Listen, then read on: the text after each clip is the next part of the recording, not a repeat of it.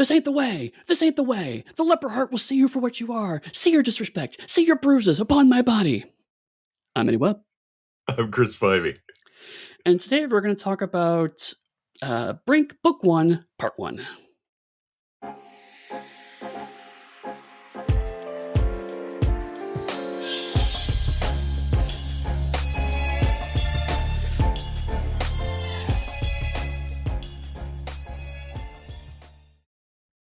Hello and welcome to Speechless, where we do comic book stuff occasionally, mostly to give us a little bit of a break from other recordings and also to give us a little bit of buffer. And also we like talking about comic books. It's a thing we like to do. So as we're getting started, and I was listening to our genreless theme song, I thought to myself, we really should just get a speechless theme that starts different. At some point, I mean, we do it this way for 3 years, so maybe it's too late to start now, but who knows? Maybe we'll. Maybe it's a treat to myself. I'll find a new song. So, because essentially what I heard is you're giving me more work to do in my already busy schedule to try to track down a song. That's a translation for people that may not be used to it yet. Well, to be fair, I mean, I do have like a mountain of royalty-free music I could just spend a few minutes going through, but that sounds good enough, and then do it. This one, I mean, for the genre theme, I spent like several hours debating and mulling over at this point in time if it's a theme I use occasionally. I mean, whatever, that's good enough. Beep bloop. There we go. We'll see. So I We'll see guess how it to goes. be more on point, Eddie, why are we talking about Brink and what the fuck is Brink? Well, yeah, I'm glad you asked that because a lot of our comics discussion have been superhero comics, and even within that, most of them are Marvel because that's you and I are both Marvel kids who grew up with Marvel. That's kind of where our wheelhouse is. But when we talked about the two Judge Dredd movies on the Patreon, I ended up talking a lot about 2000 AD. And I realized that I'm a big fan of 2000 AD, but so much of the conversation about 2000 AD is dominated by discussion of Judge Dredd. And in the day, while I'm glad we talked about those movies and I do enjoy Judge Dredd, I didn't want to have yet another discussion around American cop militarization, right? Yeah. But there's been a lot of other really great stuff in 2000 AD. And so for those who didn't hear the Patreon episodes, 2000 AD is a weekly serialized British comic book that has been going on since the 70s. It just passed its 45th anniversary a year or two ago. So we're getting close to the 50th anniversary of this comic of nonstop publishing every week, except for established intentional breaks. And it is one of the, for a long time, I'd say it's one of the last remaining serialized comics, but serialized comics starting to come back in other forms, and anthology comics are coming back in other forms. So it's one of many. But basically, what it is that there are several stories that run concurrently in the comic, and they may or may not have continuity with each other. And over the years, even what kinds of comics get put in there it started off primarily as a science fiction magazine. But since then, as other comics fell away, it's introduced fantasy and other things. It doesn't have to be a heavy genre comic, but it is fantasy, horror, and science fiction, not just science fiction. And over the years, 2000 AD, as you know, British kids grew up on it and start becoming comic creators in their own right. Lots of lines have been blurred, and in the past 15-ish years, some new long-running stories have been picking up and reoccurring as they play with those lines. And so Brink is one of the kind of modern epics that's going on in 2000 AD. And it is a science fiction, horror, procedural kind of story. There's still a bit of people that look a lot like police in it, but there's a lot of other stuff going on. And I think it's far enough away from Judge Dredge's very intended pointed satire of that to rather a very different kind of take on things that I thought was worth kind of getting into. Would you say they're police or they're almost more like space FBI? Which there is a Really, difference yeah. between FBI and police, in case anyone's curious. Yes, yeah. I mean, they are. So we'll get into it in the story, but basically, they're security forces, and they're security forces for various uh, uh, satellites who are where human race has evacuated to. We get very passing references to the last uh, uh, migration from Earth. So something has happened. We don't know what it is at this point. Um, I don't think we even know now, 10 years later, actually. Um, but the idea is that these are all humanity has been crammed to a bunch of space stations, and this is the closest thing they have to investigators in those situations. So yeah, it's very totally very different. There's a lot more X Files vibe than like a CSI, really. And I say FBI, I almost would now, not going into it, I'd almost think more DEA than FBI. Yeah, yeah. I mean, um, federal Or you could even agency, go so like ATF-ish, but they're nah. I won't get into that discussion. right? I will go back to aren't you glad that I was able to suppress my urge to start singing blurred lines when you made a comment about the lines getting blurry? Because like instantly my brain went boom. I could disrupt Eddie's amazing train of You thought right now could, and do it. But I was you like, could. no, he's I, on I point. I note and respect your restraints and realize that it may not be much longer and lasting. So, It's one of my New Year's goals, Eddie. I say goals for myself for the new year, and one of those is to let Eddie occasionally have moments where he's not interrupted. maybe not often, but occasionally. Uh, so to get back to 2000 AD, like I said, they're serialized in weekly installments. So each issue is about 6 to 8 pages long. Um, uh, and how they generally get run, they run for a certain length of time, and then the creators pause, work on their stuff, and then come back to it whenever they're ready. And they kind of get collected into books. So and usually it's enough material to make a decent sized graphic novel. So in this case, we're looking at book one, which ran from issue 1978 to 1992, which is April to August 2016. And yes, we are now at the stage of ridiculous issue numbers. Although they're called progs in 2000 AD, but like I think the latest issue is something like 2,400. It's just a ludicrous amount of comics. So why are they called progs? Now I'm just curious about the lingo. Because in the 70s, they were, as opposed to issues, they were called programs because that was a cool science word to call a thing. And program was very long to write on the cover, so it pretty quickly got shortened down to prog, and it just stuck. Hmm. There's actually a documentary. It's about 10 years old now, but there's a documentary on Amazon Prime called "Thrill Power Overload," which talks about the history of 2000 AD. And there's some really good interviews. Which I just watched it over the holidays. There's some really good interviews with Pat Mills, who originally created it. Some of the subsequent editors. It tends to kind of stop talking around the early 2000s. They don't really walk up to the modern day as much. It doesn't. This is more about the history of 2080. But yeah, like there's a lot of things that were decided in the 70s because they genuinely didn't think the magazine was going to last more than a few years, and now they're kind of stuck with it. And later editors have tried to change things to make it quote more modern, and people Nope. backlashed against it. And so there's these weird. It's like Star Wars. There's weird vestigial decisions that stick around because fans have just have glommed onto it and they feel like it's part of the identity of the comic.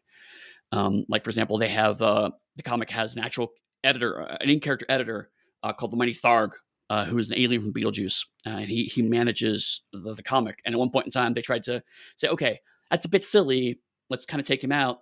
And the fans were just furious. And so Tharg is just now he is the guy who introduces the comic every issue. There's a little blurb at the front. Um, and he calls all the people who work on the comic his art droids or his writer droids, or they're all his droids, and he talks about how much he abuses and beats them. Um, in fact, the running joke is so entrenched that a couple of years ago, I had an issue with my subscription, And so I emailed customer service, and I was like, "Hey, this didn't show up," and they were right on top of it. They fixed it right away. They were great to work with. And I just made a passing joke of like, "I hope Tharg gives you extra oil ration." Customer service bot, and the customer service people just played right into the joke, right? They're just like, well, I wouldn't say he's not benevolent because he's always benevolent, of course, because I wouldn't want to get deprogrammed for not saying such things, but I appreciate your efforts. So it has its own language, its own community. Um, and honestly, the only examples I can think of in the US that are even close are like Mad Magazine, in where it's just, made some decisions in the 60s, like its typeface and its font and its art style that they've tried to evolve but never really could entirely get rid of. Alfred E. Newman as the mascot character has a very distinctive visual look that hasn't changed, even though they've tried to update him, quote unquote. Um, and like uh, heavy metal magazines, maybe another example, but that's constantly in and out of publication, so it's hard to say. It's there's not a lot of. It is kind of its own distinct beast, which is one of the reasons why I want to talk about it, because 2080 is a very interesting part of the comics world that doesn't get as much attention outside of the UK. From this initial point, now I'm really curious. Do you know if Douglas Adams was inspired by 2080 at all? Just from some of the beats of humor that you've described with the editor there, or if they were inspired by No, Douglas Adams? I think it's more that. So, uh, well, okay, let me rephrase it a little bit. I think both Douglas Adams and Tessa are playing from the same well of inherent British humor. So I don't think there's necessarily direct inspiration per se.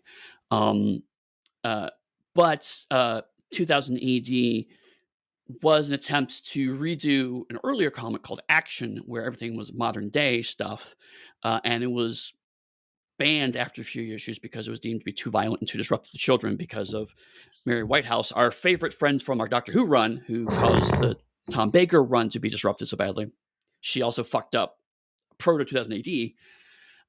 And so the people who made that comics, okay, we have to make something that's a little different. And this is right before Star Wars hit. And so science fiction was seen as a safe vehicle to do this more heavily satirical, aggressive stuff. Because one of the things that Action did was it was very open about its liberal politics and anti-Thatcher stances. Um, Hmm. Famously, one story of 2000 AD it featured an invasion of England's in the near future by a fictional country that was totally not Russia. And the very first page, Margaret Thatcher gets dragged out into the steps of Parliament and shot. So, super subtle. um, Douglas Adams' humor was definitely in a different vein. But there are, touchstones, because I think it was just a lot of what people thought science fiction was in the 70s in the UK. So they're kind of like, again, all drawing from a similar well. Yeah. How different all that would have been if Alejandro's Dune had hit before Star Wars. It would be a Yeah. totally different sci-fi landscape. Oh, Yeah, especially because a lot of early 2000 AD was also inspired by Franco-Anglophile comics like Alejandro worked in. So if Dune had hit, I think 2000 AD would have been a bigger cultural impact faster, yeah. because it has the same visual style and the same kind of aggressive, surreal, quirky approach. 2000 AD probably would have so different, because the big unspoken secret that everyone talks about of early 2000 AD is that a lot of them were basically, let's take American films that kids can't watch because they've been rated too highly by the UK board and redo them as comics that kids can read. So, like, one of the comics was about a shark that ate people. One of the comics was about a basketball team in the future.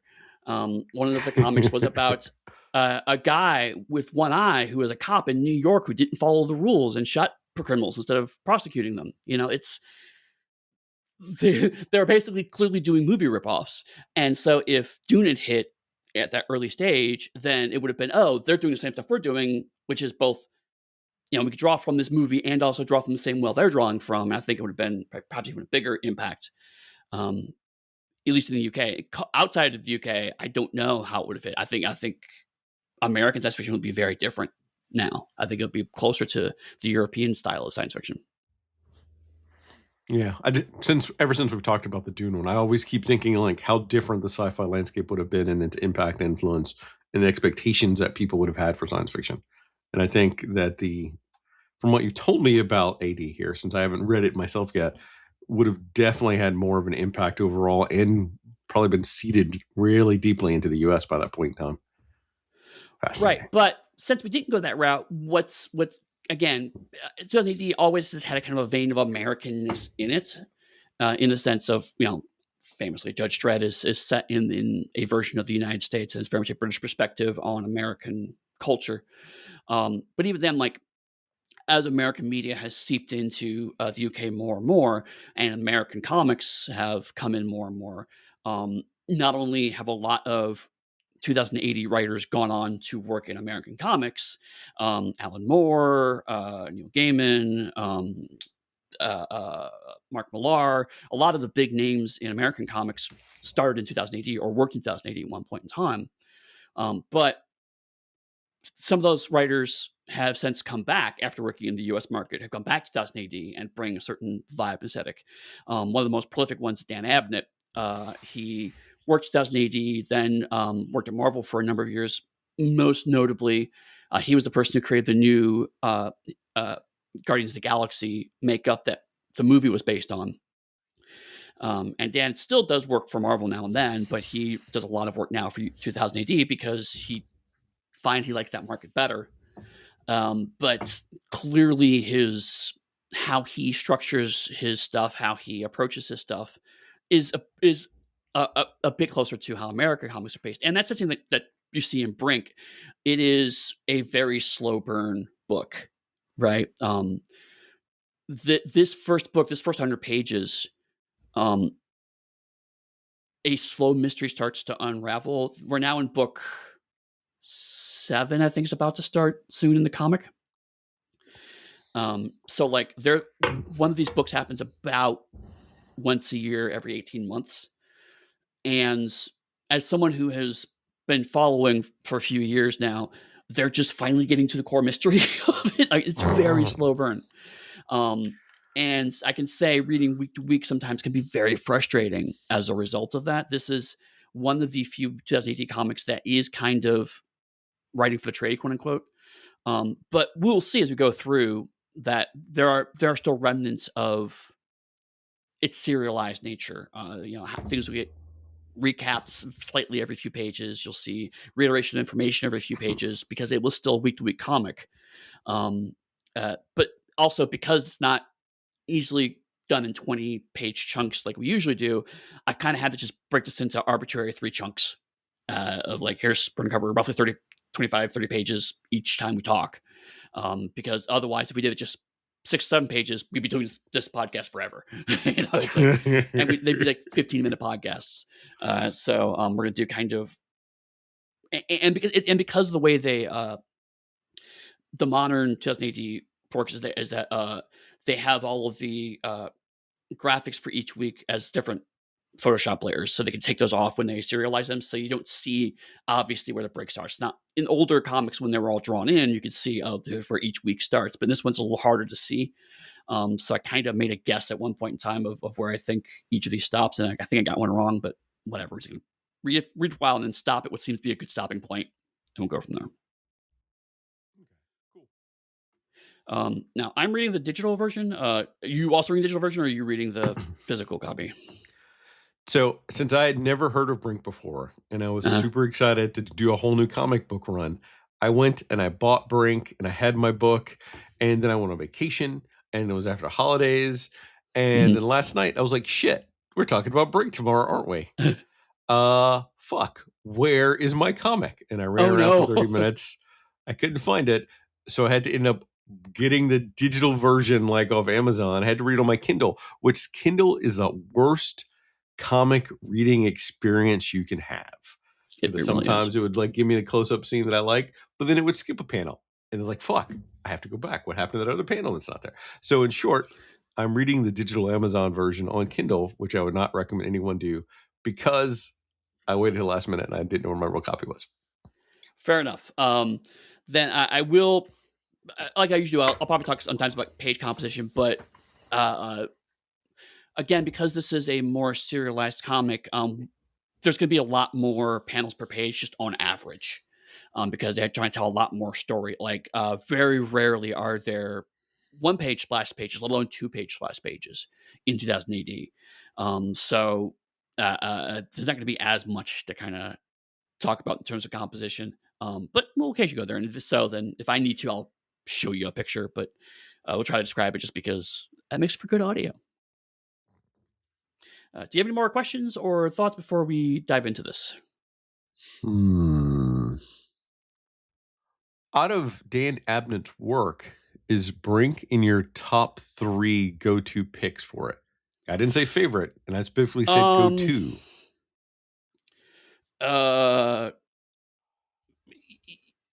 It depends what you mean by go-to. In terms of, would I give this to someone to introduce them to Dan Abnett as a writer? Weirdly, no, because it's a bit atypical for his usual style. He usually is a much more, a little more action, a little funnier as a writer, and Brink is neither of those things. Specifically in the introduction to it, he talks about how this was him trying to stretch himself a bit and try something a different style than he's used to. So is it typical of Dan Abnett? No, I would not say so. Is it one of the stories that I like to read by Dan Abnett on a regular basis? Yes. Partially because I read chunks of it in the individual magazines, so I'm kind of feel like sunk cost fallacy. I have to kind of commit to it a little bit. But also, to be blunt, Brink is the story that made me go from buying individual issues of 2018 to a subscriber because I wanted to know what happened next. He has a couple of other ones that I really like. There's one in the spin-off magazine, the Judge Dredd magazine, which is a monthly magazine. It's more Judge Dredd oriented. But he does have a Judge Dredd not Judge Dredd, a serial in the world in the Judge Dredd, but it's actually a completely different planet. Which is about a sheriff in a small time sci-fi town. So it's very much Western coded. Okay. But it's gone in some interesting directions since that initial concept. Because one thing Dan Abnett's good at is he's good at setting up a concept, and then slowly evolving it further and further away from that initial, very easy to understand idea. One that I've been steadily getting into, but it's been much longer running and more inconsistent, I'm told, is the Dexter Sinister series, which is about two assassins in a cyberpunk world who get wrapped up in the machinations of a living AI. And now, 20 years later, it is in some extremely weird places. So, I mean, I enjoy it, but also I'm missing large chunks of history, and it's only recently started to reprint those missing chunks. So it was kind of like what is going on with the story? Everyone else seems like going on. I've never read for 20 years, so I don't know what's going on. So the few times I felt like I couldn't really parse something in 2000 AD. Most times, if there's an ongoing story, the comics usually go out saying, and we have a new collection of the story this far, so you can catch up. So like usually that's not a big deal, but or worst case scenario, you have to go like find some issues from last year. But in this case, that's one of the long running stories that I don't have all the pieces for. I'm kind of just putting it together as I go. But yeah, I do like Dan Abnett as a writer. I also like Ian Colbert, the artist. He's an acquired taste, I'll admit, but I have acquired that taste. And he's done a couple of other things outside of Dan Abnett that I also have enjoyed. So it's I enjoy the team of them. I can't say I've acquired the artistic taste yet, but I am open to it. Yeah, I definitely, and we'll dive into it. But I mean, I'll talk about like a little bit. But at first, I was very much like, "What the fuck is this?" But over time, it has grown on me. Cool. Yeah, let's jump into it. Okay. So book one, Script by Dan Abnett, art by INJ Culbert is how he's credited, and letters by Simon Bolins. We start with the first page with a dude with half his face blown off, floating in space, with some girly magazines floating next to him, which You is don't a want to hell of talk a way to about the start a story. build-up covers that shows the two leads to the best of my knowledge, and then the giant eyeball. Oh yeah, we can talk about that because those are promotional periods. So yeah, let me scroll back. The cover of the actual collection shows one of the characters. We'll give their names, but the woman, the female lead, falling through space with a bunch of hands reaching out to her with tattoos on them. I don't want to talk too much about that because we start getting into spoiler territories if we focus on too much sides of it. But it's meant to be kind of a what's going on. This is weird kind of thing, and the fact that it's set in space is actually not obvious from that cover. Yeah, not at all. Um, It looks very modern day from that cover. Yeah, it does. This is definitely a modern comic with the shading and the lighting and whatnot. Even the clothing choices is like very modern. Oh yeah, it's a good point. Yeah, it looks like she's wearing basically jeans and boots and a long sleeve shirt. The title page is just a picture of a chunk of space station. So that doesn't really tell us much, but it does reinforce it is in space.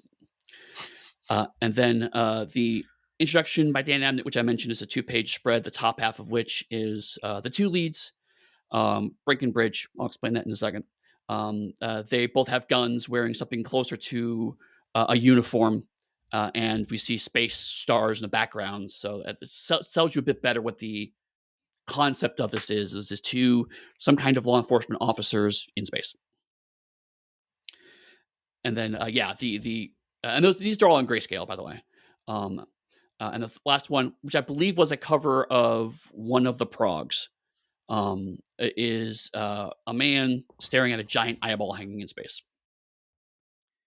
And my assumption, of course, would be that is going to be Brink staring at a giant eyeball. Very possibly. Very possibly. But yes, the actual first page of the comic proper, the first panel, I should say, is a dude with half his head blown off. And we meet two characters. We'll find out next page. It's Carl Brinkman and Bridget Curtis, although they call themselves Brink and Bridge for short. And they are staring at the man. Brink is asking Bridge if she's going to be sick, and she says she's not. He talks about securing the scene. Actually, no, sorry. She's securing the scene. And then she turns a knob, and the other thing that's been floating in the first panel, we see a blood drop splash is as it is implied she is resetting gravity in some way. You're skipping over the multitude of girly mags and the very strategically placed blood over all of them. Which actually brings up a good point. 2000 AD was a comic for kids in the 70s. It is not now. But even in its earlier days, it was not adverse to showing violence. And in fact, there are times where they had to tone the violence down, but the level they have to tone it down is nowhere near what the U.S. comic industry considers acceptable. So blood and nudity are not uncommon in the pages of 2000 AD. But when nudity appears, it's usually in some way important for the story is not quite the right word. It's not gratuitous. It's a comic that's openly happy to talk about sex and violence, but especially as it's matured over the decades, it's tried to strike a balance of, does this make sense for the story? Is this good for the story? If not, let's not go there. But if it is, we'll support the creators in going that direction. And so, because the nudity of the fact they're girly mags is actually a joke that comes a bit later. But the fact that they're naked is not relevant. So yeah, the blood strategically covers parts of them. And I want to point out that there's like a multitude of them, and the blood strategically covers all of them. Like that's a very succinct choice, and as you said, it's going to come up later, which is why I definitely want to point it out right now. Right. Side note: the magazine is called Classy, which is hilarious. But also, it does something else, which is that because it's in 0G, the blood's floating everywhere, which allows you to kind of cover up the mags a bit more, um, and also helps it establish, oh, this is a science fiction setting. And I was gonna we've more or less done a story for the whole page, but when you see the first panel of Brink and Bridge, you also see this graffiti on the wall behind them, which again is establishing another piece of the setting very quickly, which is that this is not a pristine, clean, utopian space place. It's a space place where there's graffiti on the walls, there's girly mags, and a guy who gets his face opened up with a drill. It looks lived in, essentially. Yes, right, exactly. And the other thing that I really liked, as someone that hadn't read this before, is getting already glimpses of the technology that's associated with it. Like their little hollow hand computers, essentially, is what I'm putting them to be, is a great Mm, touch. Like, awesome. Love it. right. One of the things that this comic does is that there are no narration boxes.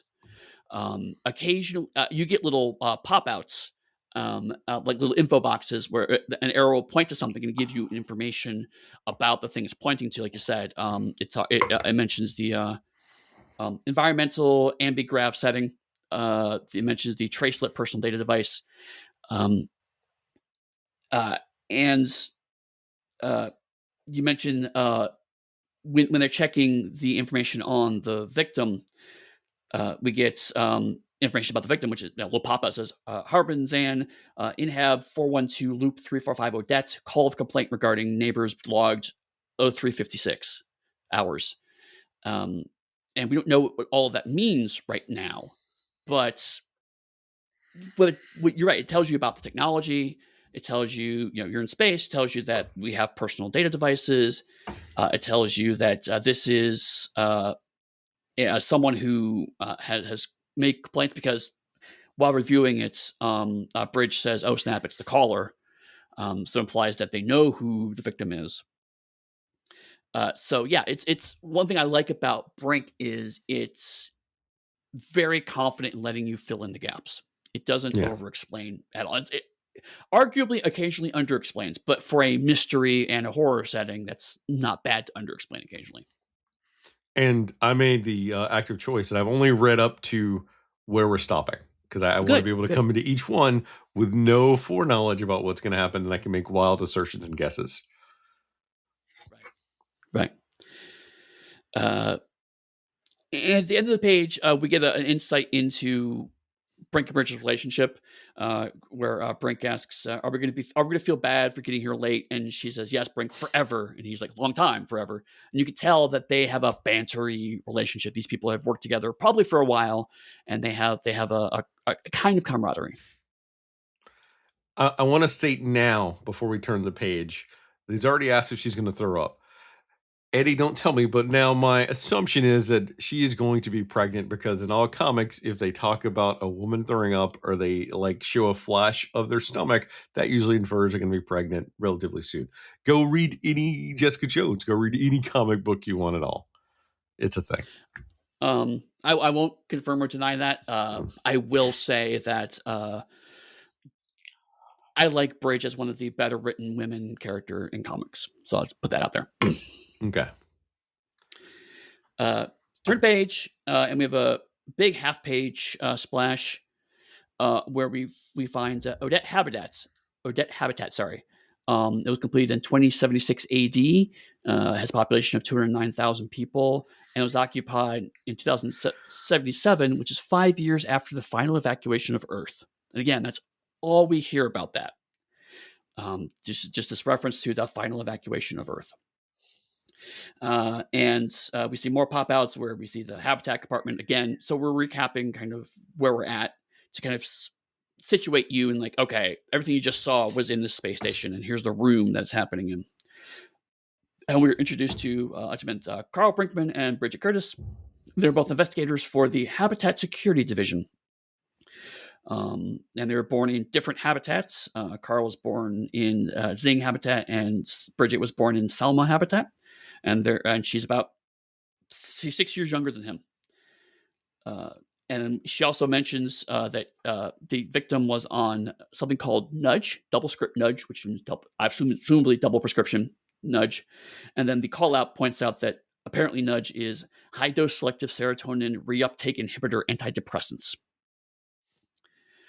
And one thing that Brink does that's really great is it gives you a lot of technobabble, but it does actually give you information if you ignore the technobabble part, right? Yeah.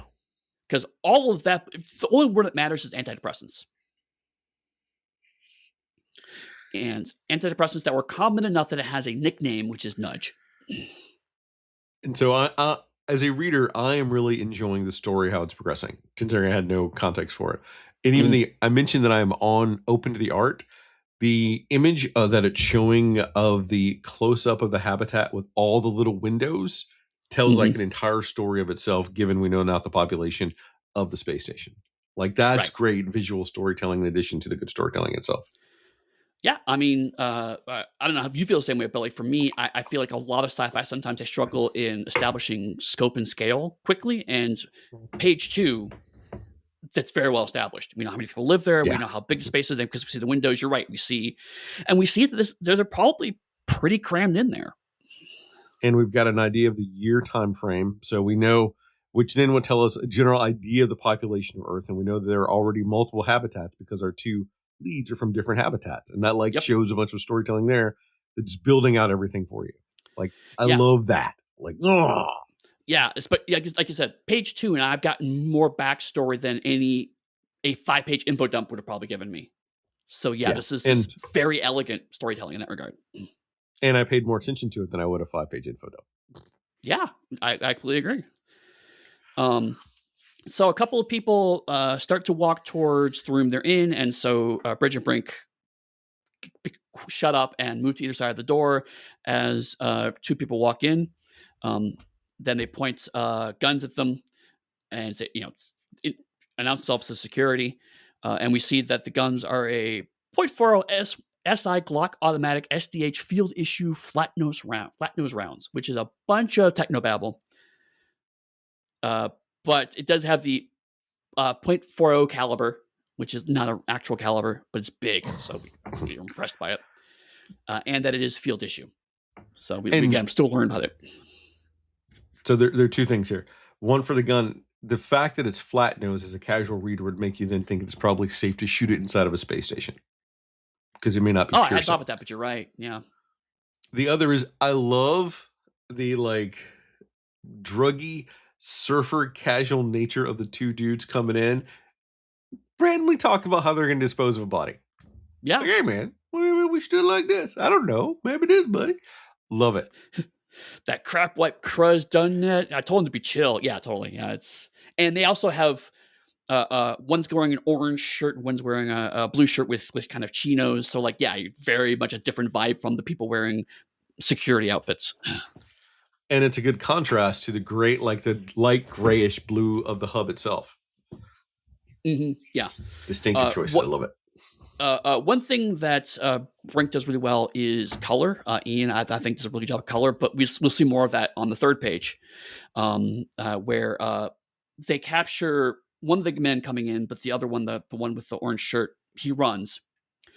And so Bridge keeps the first man down while Brink chases after the second one. And the first one, when the Bridge is captured, he's the one that starts rambling about leper hearts and bruises upon his body, and swelling up, hearing its whispered promises, low theta, the melacoloma, and the fail chronozon, and just gibberish words. He sounds like he's just ranting and spewing gibberish.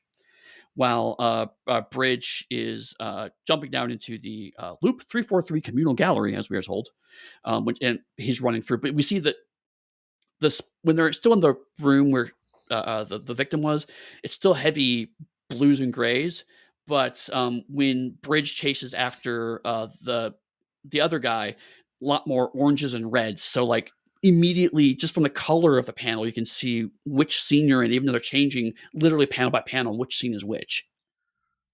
Yeah. So even as we're reading it, he's talking about thetas and everything else, and it's making me think of possibly like cells and things for humans. It's my initial thought right there. Mm-hmm. And I'm going to stick with that I think that it's something to do with that. I don't know yet, but that's where I'm going. Like theta waves and other things. Right. I should note we also do see that both men have lots of tattoos, which are like kind of lines and circles on them. And that is going to be relevant in a minute. So as the guy's bambling, Bridge asks him, "What the hell are you saying?" And he again says, "Fail chronozon," and then she vomits on him, to which he is displeased by. Meanwhile, we're now between the two loops. We're at the loop 343344 junction ring, where Bridge jumps on the guy who's running away and smacks him down with the butt of his gun. And someone behind him, also with similar tattoos, with no shirt on, has some kind of bladed weapon, and or sorry, some kind of weapon. It's not bladed. And Brink's like, "No, asshole, don't do it." It's just a construction Uh, pipe, man. Can we discuss the bloodshot bulging eyes of that guy? Just yes, in case anyone's curious. And I say bloodshot, they look pink with like a beady green eyeball iris in there. I'm just saying. Distinctive. right. Yeah. So one of the things that Ian does is his colors are flat. He does have shadow, but it's an older style of doing light and shadow, which is that basically just kind of a different color line at the edges of faces and heads and arms and whatnot to kind of show that there's a light change, but it's not the airbrushed look that a lot of comics have now. So he has what we again call flat coloring back in the day. So like it's not pink around the edges towards a white. No, it's just a solid pink eyeball with a blue iris. But it does pop off the page more and show, hey, this guy is not well, because everyone else's eyes don't look like that. So like you see that there's a clear problem here. Although to be fair, we don't see Bridges' eyes at all, really. And we will on the next page. Right. Well, up till now we haven't, though, I should say. Which is one of the complaints I was starting to have until I hit this page reading it. Right. And that is a wrench. I'm sorry. I thought it was a pipe from that other visual, but when I've already gone to the next page and I see that it is solidly a wrench. It's a long wrench though, in different scenes. Yes, it is a huge wrench. Brink manages to duck, and so the wrench hits the rail that he's standing behind.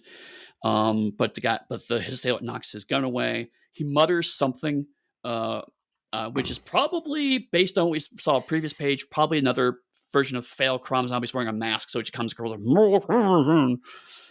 and then Bridge shoots him in the eye. Appreciates that. Right.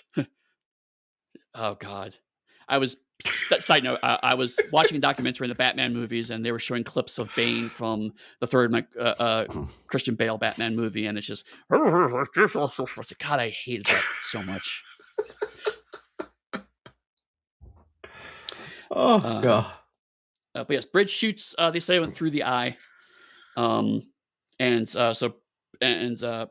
Brink thanks her and asks her, "Are you gonna be sick now?" And she's like, "Nope, I have nothing left to come up."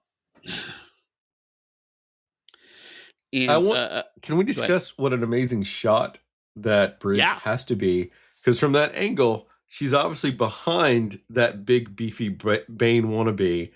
It shoots him through the eye from the back of the head, Eddie. Yeah.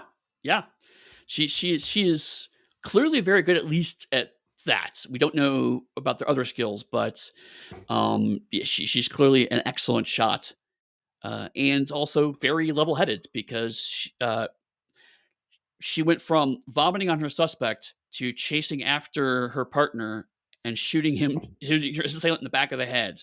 So like Well, clearly she's very level headed in that regard. she cares about the victim. When the two people came in, she was actually able to catch one of them. The partner wasn't.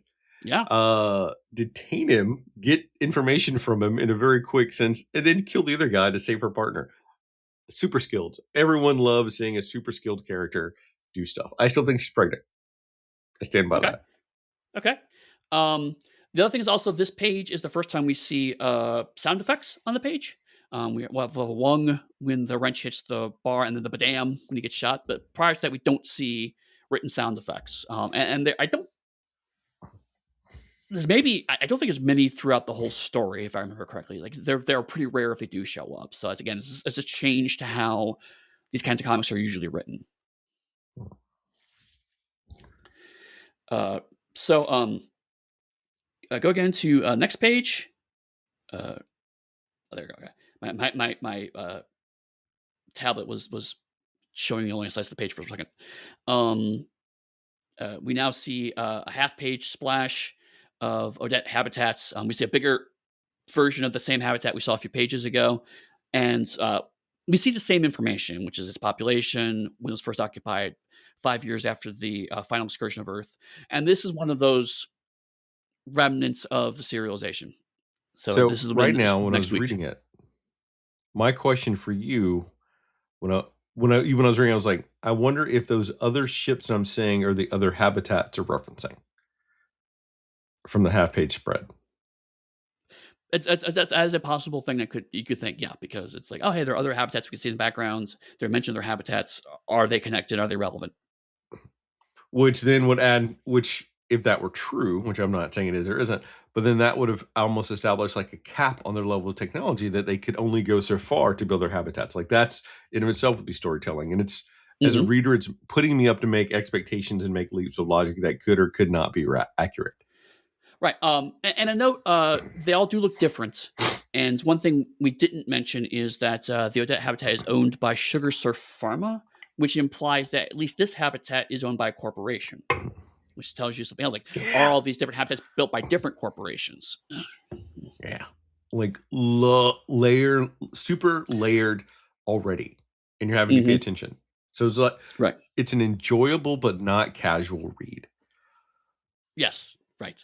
It does require attention. And I would say that a lot of 2000 AD comics these days do require you to pay a bit more attention than a typical, like, it's about 30-ish pages. But I find it takes about twice as long for me to read one of those than a normal American comic, just because American comics are generally very decompressed.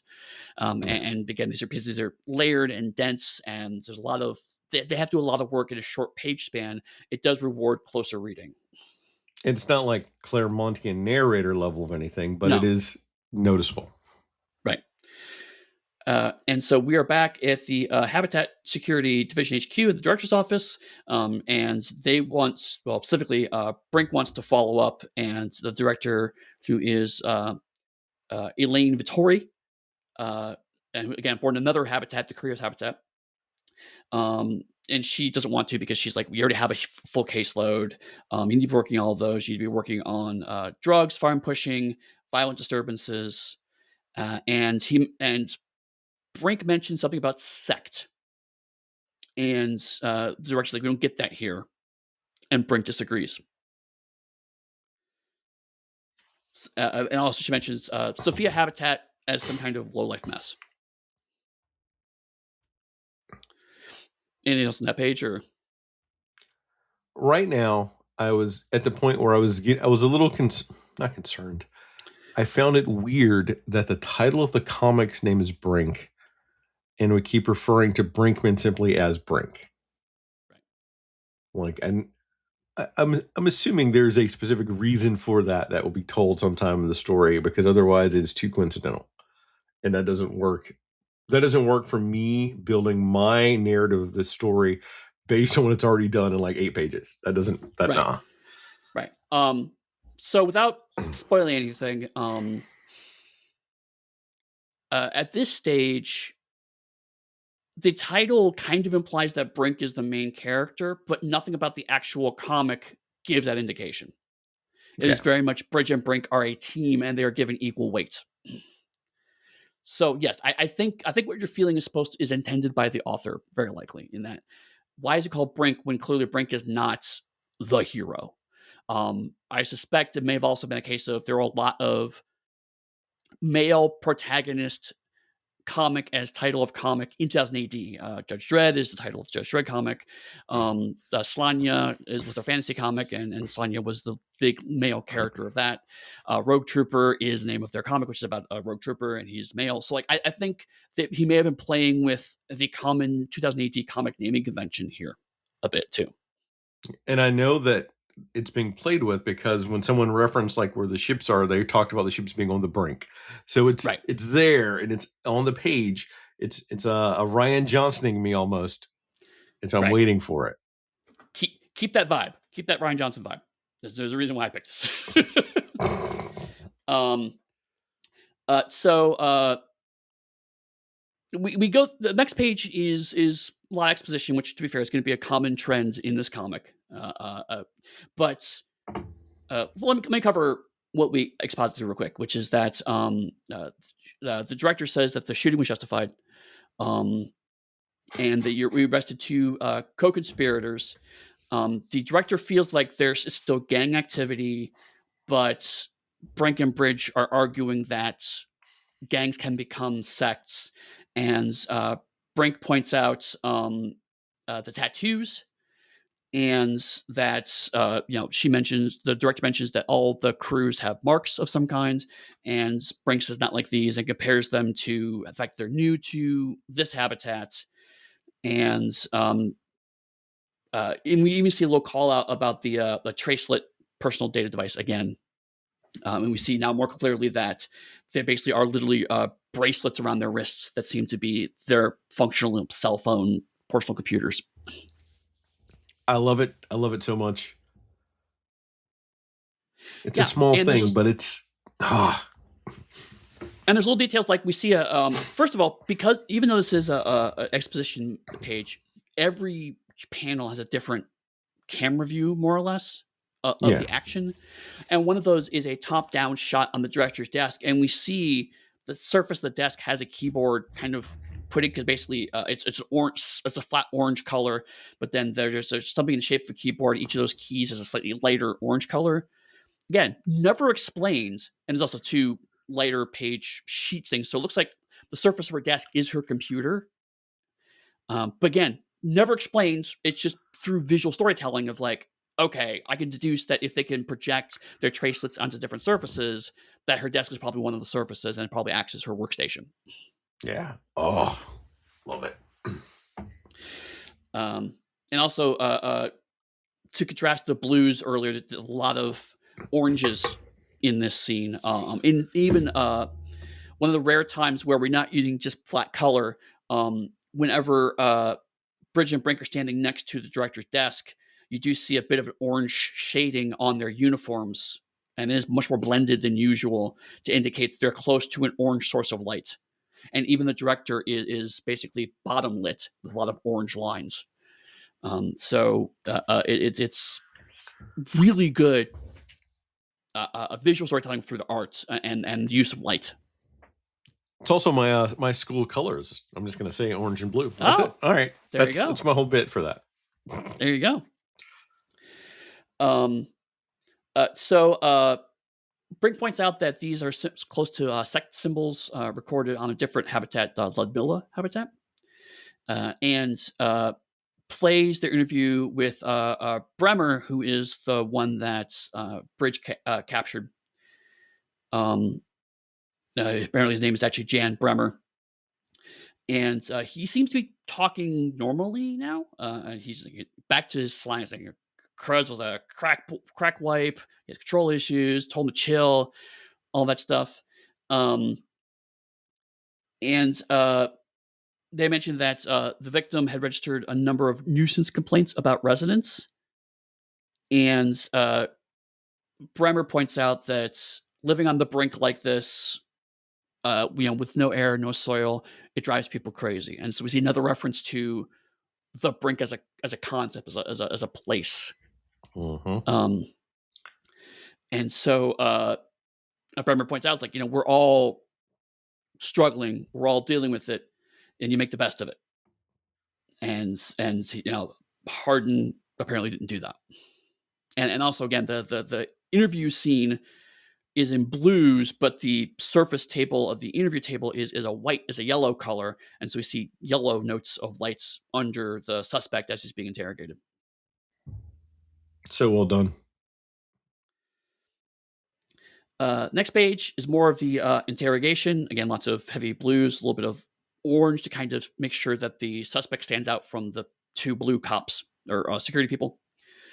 And so Bridge starts mentioning the leper heart, trying to get him to bite.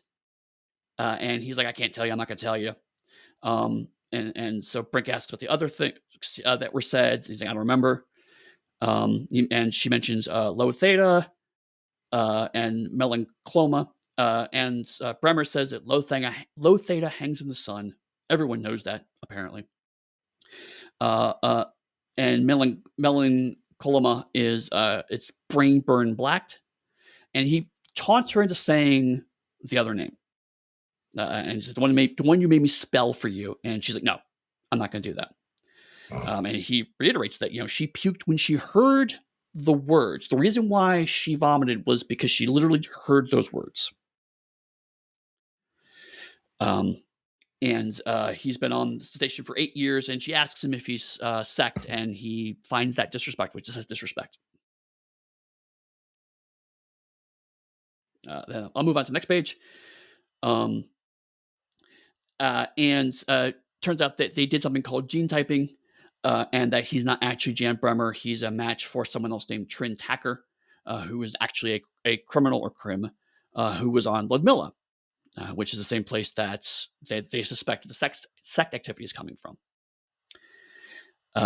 And so he says, it's disrespect, but the leper heart knows both of you now. It'll keep its promises about you most carefully. And they pause it there. So let's talk about the whole. Any comments about the whole narration or the interrogation scene? It played out really well, considering we've read interrogations in the comics before, and they don't really seem to hit. There's something specific about their banter and questioning of him that worked relatively well for me as a reader going through it. Mm-hmm. It could be the fact that sometimes he's answering and he seems to be a normal person, then he gets like the bulgy eyes, like he's almost possessed by something. And there's a lot of taunting on both sides, but nothing substantial really seems to come out of it, really. It's their own DNA tag of him that gives them the clue they need. Mm-hmm, exactly. He more or less repeats, and what we get is he basically repeats the information he said in the previous issue, but does it in an interesting way. But this is a recap is kind of shoved into this scene. Yeah. So once you realize how this comic was structured, you can kind of start seeing that kind of stuff. But it doesn't, at least for me, it didn't interfere with the flow. It felt like a very natural outgrowth. It's like, of course, he's going to repeat this stuff now that her partner is there to hear him say the same things. Yeah. And so Brink points out that his jewelry and clothing match being from Ludmilla, so they think that they have enough evidence to follow him to Ludmilla sect. And the director says that they can't spare the manpower and definitely can't spare the budget. So it's just the two of them. And the director asks about what's the other thing that you said. She's like, I won't say it. It's in the report. And so the director says, oh, yeah, it's pheochromoson. And then she feels herself start to vomit. So it's very clearly the words that are causing this reaction. So, Mike, all right, before we jump on and leave the station, my question for you is originally we scope this out as we do everything on air in real time to be X number of pages. Yep. Do you want to keep going to those pages, or do you want to stop here and leave people in a cliffhanger and then we come back to it? That's fine. Yeah, we can stop there. Because we got a good build up right now, and we gave a lot more history actually sort of about like 2000 AD than what we potentially were intended to. But I like the fact that we've got the cultist. I call him a cultist. I don't care if they say sect. Yeah. And we get the director almost puking, saying the words, and then we're going to leave the station. Just you two agents go into the field by yourselves with no backup to an unknown situation. Go. that is a good place to end, actually, because the next start will be, as they start to get that process going. So yeah, we can stop there.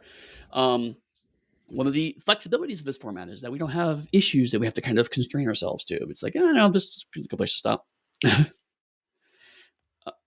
So then, yeah. So next week we'll cover some more pages of Brink. If you're reading along, honestly, you're probably better just read the whole thing and then come back to us and read in chunks. Chris will force himself to stay within the page constraints, but otherwise, I think read as far as you want to, stop whenever you want to. You know, don't get off my nose. But it is something that I think is valuable to read all the way through. So if you're really excited about it, feel free to go ahead and read through. We'll get to it all eventually. If you want to follow along exactly with us, then I'll just put in the show notes what pages we're going to cover. So I've really enjoyed getting a chance to read it. So I'm glad you recommended it. I'm curious. I feel there's a good plot hook and history, good mystery. What I don't like is the fact that you've told me you're on book 7 and they finally got to the mystery. That I don't like. Well, let me phrase that. One of the mysteries is what they got to. There's a lot of... So minor spoiler for the whole series. I'll just say that Brink is more about the people than the supernatural horror, right? So when I say the mystery, I'm talking about they're starting to explain finally what the actual some of the supernatural-ish quote unquote stuff is, and it's very vague whether supernatural or just weird science. But a lot of the personal mysteries that we're going to go through, those do get resolved within each book. So like there is a resolution to everything, but there's also a simmering world building mystery that's also happening. Okay. And my gut is telling me that Brinkman is going to get killed or converted sometime. Don't have to spoil it. That's what my gut is telling me is going to happen. I feel like that is the kind of twist this book would make. You don't think the fact that the comic's named after him will keep him alive? No, because I think it's not about him. I think it's based on the fact they're on the brink and everyone's taking like antidepressant pills and everything else. That's okay. It's what my gut says. So I'm going to go with that. Okay. Then we will, like I said, we will stop there. It says page 17 on the digital version, and we will pick it up next time. So, Chris, if people want to talk to you about your first few pages of Brink, where would they find you? You can find me on Blue Sky, dark_hue, or you can even find me on Dice Camp Mastodon. I think it's Mastodon. Because someone asked me the other day why I never talk about Mastodon when I do these wrap ups. So there, I'm truthfully mentioning it. I'm also there. Darker Hue, come, and if you talk to me, mention the specific moment, so then I can tag that person again and let them know that they were right and I was wrong. I'm okay to do that. What about you? I have just shut down my Mastodon account, so take that how you will. But you can find me on Blue Sky as pugsteady.com. That's also my website. Or you can find me on the Darker Hue Discord, where I will be happy to talk about 2000 AD as much as you want. Awesome. And maybe we'll have a brand new Speechless theme by next week. Maybe. We'll see. But until then, you still get this awesome theme next time.